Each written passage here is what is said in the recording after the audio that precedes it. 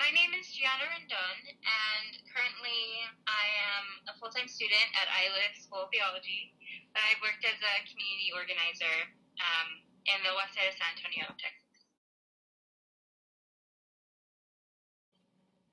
Locally, they were Maria Berriozabal was the first councilwoman. She also is super religious and not afraid to be religious, and very, very Catholic. And I love that about her because I've come against some of the Catholic priests or authority figures who say, no, you can't be. I was actually told by my priest, you can't be Catholic and be an activist. But she completely just destroys that idea, and she's unapologetically an activist always. And even though she's technically retired, she's still organizing and she's still trying to make change for the community.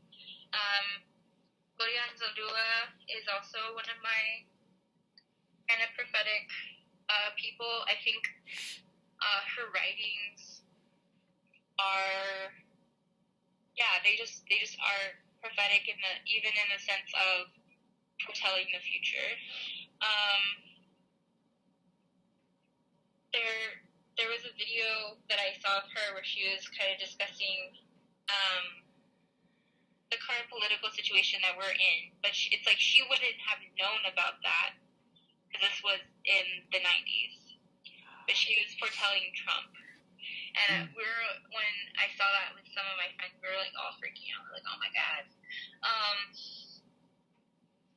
And she was kind of also foretelling how the liberals and progressives react to Trump, and how we need to react. And so I think she's amazing, and I don't think she gets enough credit for anything that she says. And people also disregard her spirituality, because they'll just say, oh, she was just a political figure, or she was just an anthropological figure.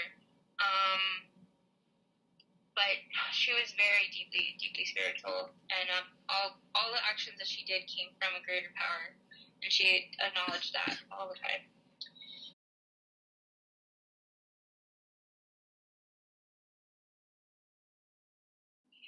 So one of the big first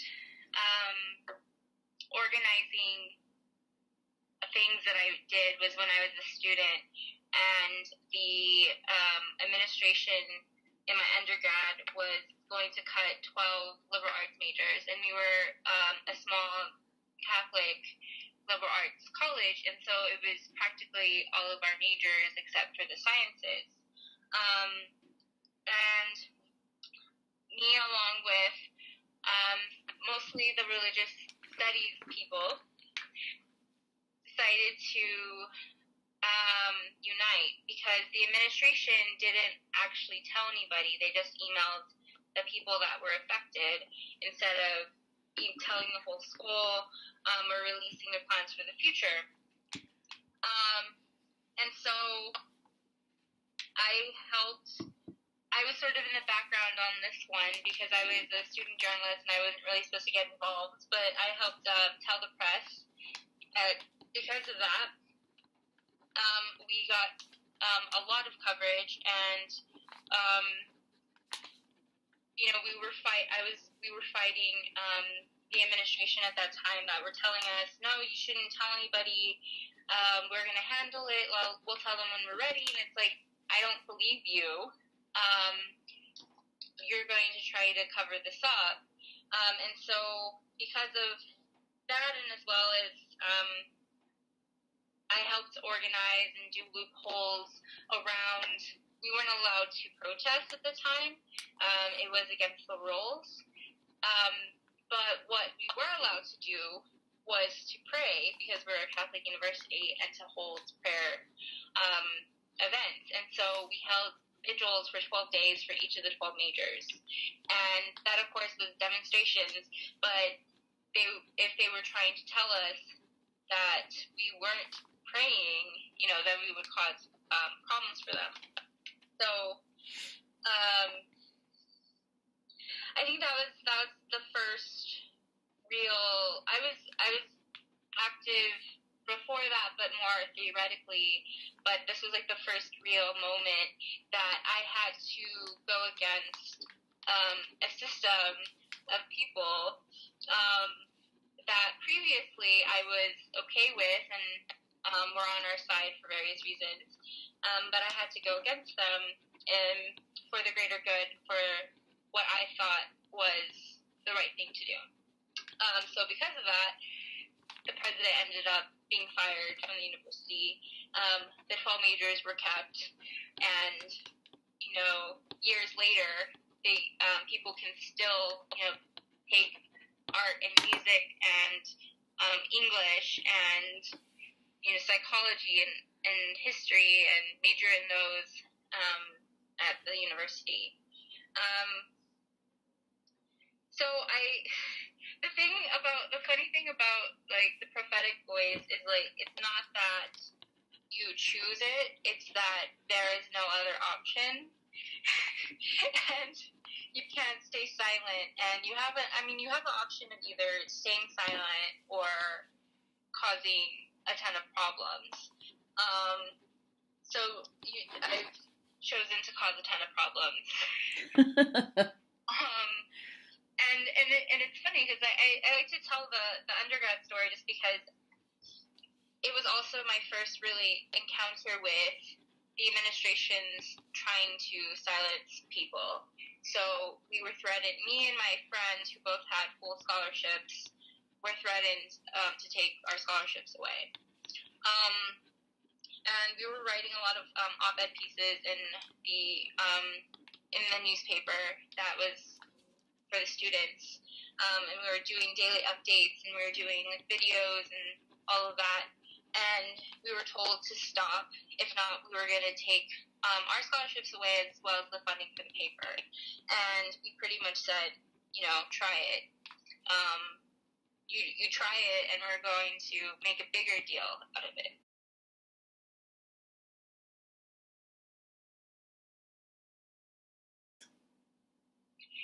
Yeah, I always I grew up like watching. I guess PBS had a lot of like like 60s kind of civil rights shows or something, because I distinctly remember like wanting to do that, and I remember my mom like really freaking out and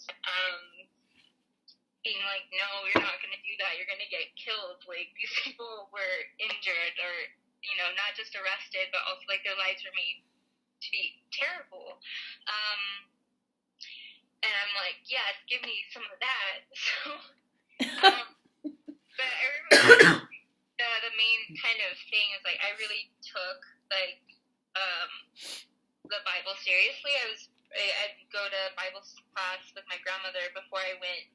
She was a teacher, so I would just sit in the class like before I even went for myself. But I really took like the teachings really seriously. So specifically, like when Jesus said like, sell all of your things and follow me, I was very into like, I need to not have that many toys or not that many clothes, or I need to not waste anything. Like I just took it seriously. And the same thing with like the call to the story of like the Last Judgment. It's like at the end of the days, I'm gonna say like whoever gave me drink, whoever fed me, whoever gave me shelter, gave me clothing, those are my flock, and you can come into the kingdom of heaven or whatever. And the ones that didn't, like, you get to go to hell. And I took that very seriously. I took that like, no, like this is like a legit command. Like I need to feed the hungry and clothe the naked. And like I didn't take those suggestions. Like I took them as very as commands. And I just needed to find out like how I was gonna do that.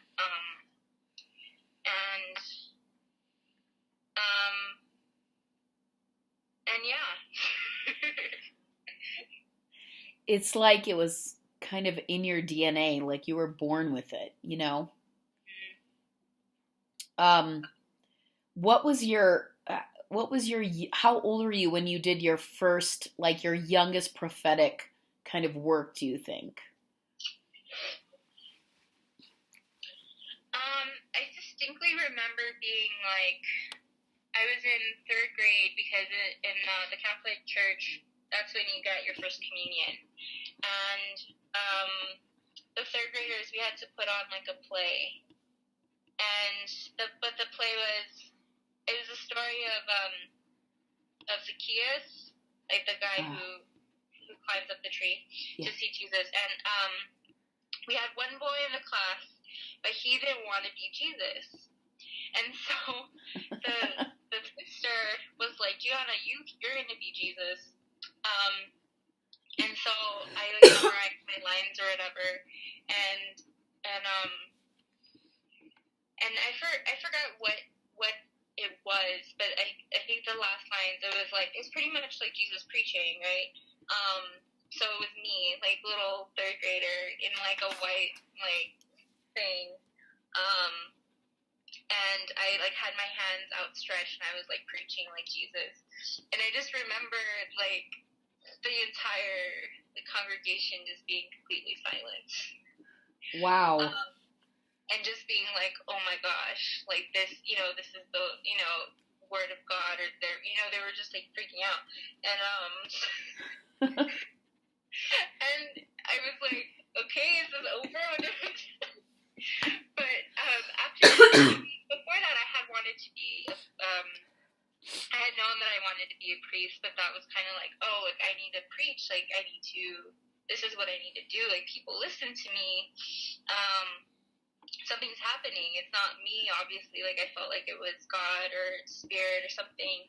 Um, and but I remember like telling the deacon at my church that I wanted to be a priest and preach, and he was like, "No, you can't. You're a girl." And I was like, "No, I'm gonna be a priest. Like, maybe I can't. Like, you're saying I can't, but I'm gonna be a priest." um, and so just the audacity. Like, I think about my 8-year-old self a lot because I think she's very audacious and she does things that I wouldn't dare to do now. But because society kind of got to me at some point, but no, just the that's why when I think about like the whole like be like a child kind of teaching, I think about being my 8-year-old self and just being, telling the deacon, hey, I don't think it's right that women can't be priests, and just like straight up looking at him in his eyes, being that 8-year-old that could do that. And so sometimes I feel my 8-year-old self come out, and I can say audacious things and get away with it. That's